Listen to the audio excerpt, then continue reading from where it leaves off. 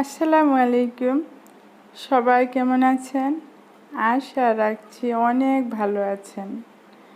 আজকে দেখাবো চিংড়ি মাছের তরকারি। চিংড়ি মাছ যেভাবেই রান্না করা হোক না কেন খেতে কিন্তু অনেক ভালো লাগে, হোক সেটা ভর্তা, ভাজা কিংবা ঝোল।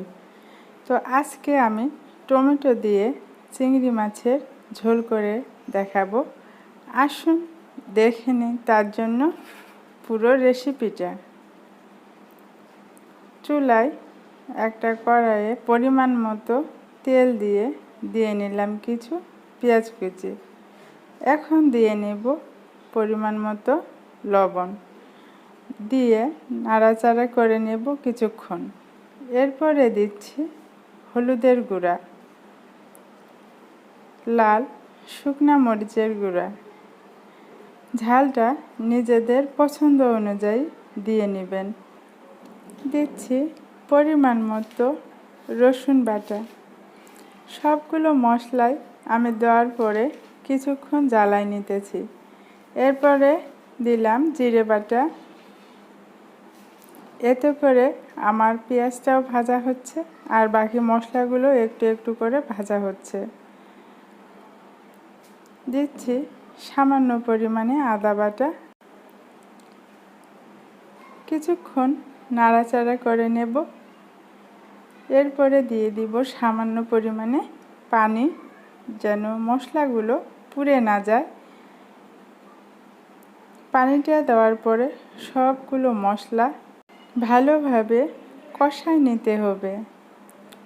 যখন দেখবেন যে কষানোর এক পর্যায়ে তেলটা উপরে ভাসে উঠছে, তখন বুঝবেন যে কষানো হয়ে গেছে। এখন দিয়ে দিচ্ছি চিংড়ি মাছগুলো।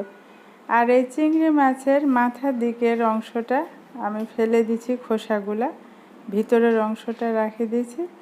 আর শেষে যে পাতার মতো অংশগুলো থাকে সেগুলোও ফেলে দিচ্ছি। রান্নাটা মধ্যম আঁচে করলে সব থেকে ভালো হয়। এভাবে চিংড়ি মাছটা দেওয়ার পর কিছুক্ষণ নাড়ে চাড়ে কষাই নেব। এখন দিয়ে দিব কাঁচামরিচ কুচি। আর এখানে কাঁচামরিচ আমি দুটো দিচ্ছি টমেটো। এখানে বড় সাইজের একটা টমেটো ফালি করে কাটে নিয়েছি। চিংড়ি মাছ দিয়ে টমেটো রান্না যদি আপনাদের কাছে আমার এই রেসিপিটা এ পর্যন্ত ভালো লাগে, তাহলে একটা লাইক দিবেন আর আমার ইউটিউব চ্যানেলটা সাবস্ক্রাইব করবেন। সাথে বেল বাটনটা অন করে দিন। এতে করে পরবর্তীতে আমি ভিডিও ছাড়লে আপনাদের কাছে নোটিফিকেশন পৌঁছে যাবে। টমেটো দেওয়ার পরে কিছুক্ষণ আমি মধ্যম আঁচে ভালোভাবে কষাই নিয়েছি। এটা ঢাকনা না দিলেও চলে, কারণ টমেটো সেদ্ধ হইতে বেশিক্ষণ সময় লাগে না। আমার কষানো হয়ে গেছে প্রায়, দেখুন মাখা মাখা। এখন ঝোলের জন্য পানি দিয়ে নিচ্ছি। আর ঝোলটা নিজেদের প্রয়োজন মতো দিয়ে নেবেন, কম বেশি। এখানে আমি একটু পানি বেশি পরিমাণে দিচ্ছি, কারণ টমেটোটা হালকা আর একটু সিদ্ধ হতে হবে। যদি টমেটোটা আগেই আমি বেশি পরিমাণে সিদ্ধ করে নিই তাহলে ভাঙে যাবে। তো কষানোর পরে পানি দিয়ে এভাবে সিদ্ধ করে নিলে টমেটোটা ভাঙবে না, আস্তে আস্তে থাকবে, আবার সিদ্ধও হবে। দিয়ে দিলাম ধনিয়া আর জিরে মশলা ভাজে গুঁড়া করা, সেই ধনিয়া আর জিরার গুঁড়া। এখন দিচ্ছি কাঁচা ধনিয়া পাতা সামান্য পরিমাণে।